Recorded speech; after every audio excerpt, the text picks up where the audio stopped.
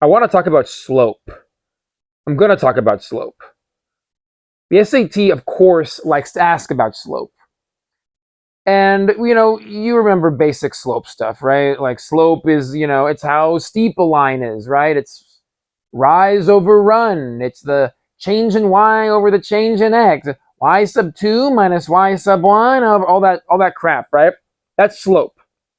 Now, I'm not going to be going over the basics of slope. I'm sure you can find out that information on Khan Academy or whatever if you're struggling with the basics of slope.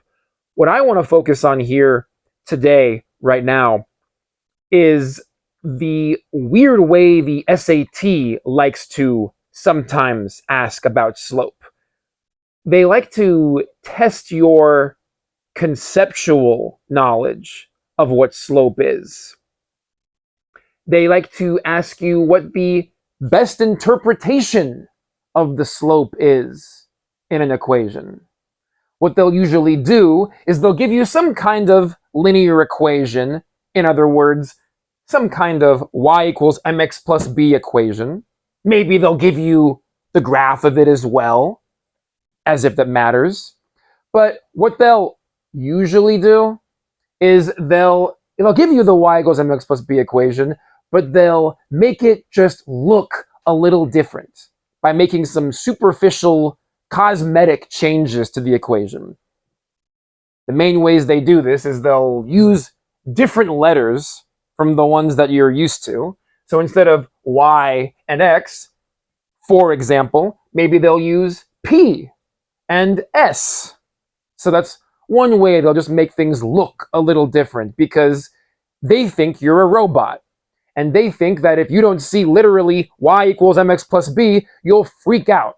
And you probably do freak out, but I'm here to humanize the way you look at these equations. Another way they'll make the equation look a little different is they'll reverse the order of mx and b. So typically we think of mx, that's the slope term, right? M is the slope. It's the number times the variable, the number next to the x. And the b is just the number by itself, no variables next to it. That's called a constant, by the way. It's just the number by itself, but who cares? So notice what I've done here with this next equation. I put the mx term, here it's negative 11s, I put it after the b term. Just swap the order. These are classic, basic, cosmetic changes the SAT makes to the equation just to make it look different, to give it a cloak of complexity, to dress it up in a costume so you're less likely to recognize that it's just the same crap y equals mx plus b as it always was. And they'll write you some story about what this new equation represents. Maybe they'll say, oh, p represents the number of pebbles in a garden, and a fairy is removing the pebbles, and p represents how many pebbles are left, and s represents seconds. And they'll say, what is the best interpretation of the number 11 in this equation? So they'll ask you how to interpret some number in the equation. The first thing we want to ask ourselves is, well, which part of the equation are they asking about? Are they asking about the slope, or are they asking about the y-intercept? If it's the number times the variable, the number next to the letter, that means they're asking about the slope, because that's what the slope is, right? It's mx. M is the slope. The number times the variable is the slope. So if they're saying, what's the best interpretation of the 11? The 11's next to a letter.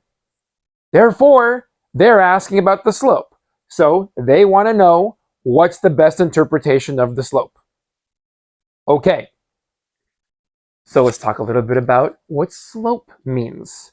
Before we do that, I'll just want to say here, I'm Coach Dalton, here with Mathochist. If you're getting any kind of value out of this video, please like and give me a subscribe.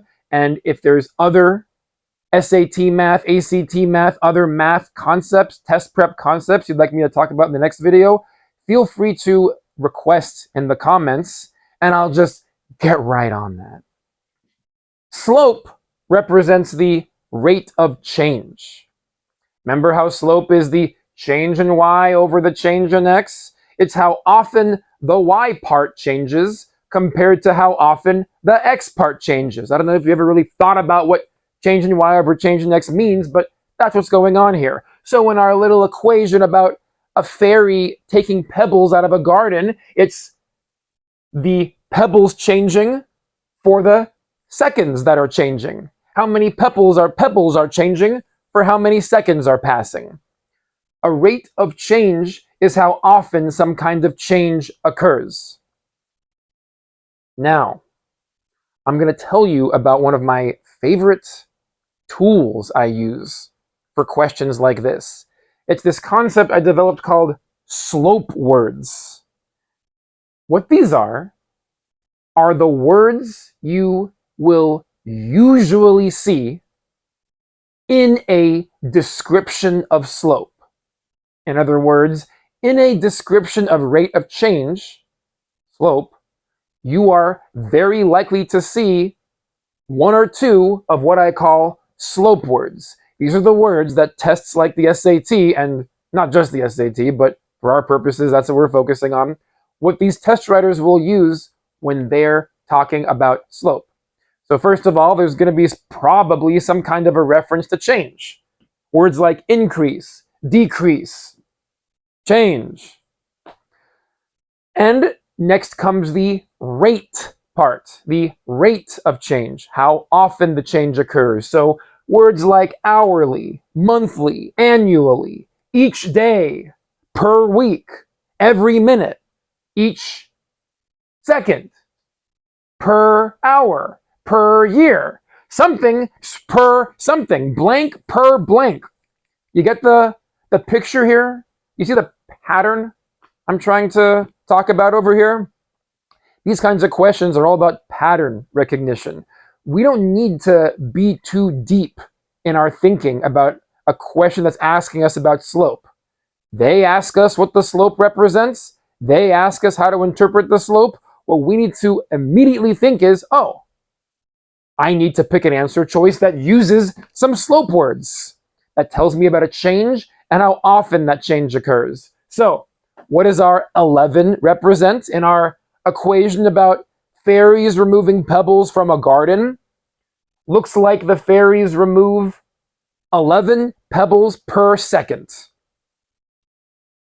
11 times S, 11 pebbles per second. So we would expect to see maybe in the answer choice it says per second, or each second, or the number of pebbles decreases by 11 per second. Something like that. By the way, the y-intercept, if they ask about what the 300 represented in an equation like this, the number by itself, the y-intercept represents the starting value. Or they like to use this word, initial value. So it's the initial number of pebbles there were in our magical garden.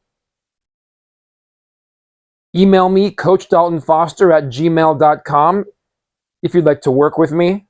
I'll help you get those scores that you know in your heart you're capable of, but just aren't getting because the SAT sucks. Check out my subreddit, Mathochist. I'll see you in the next video.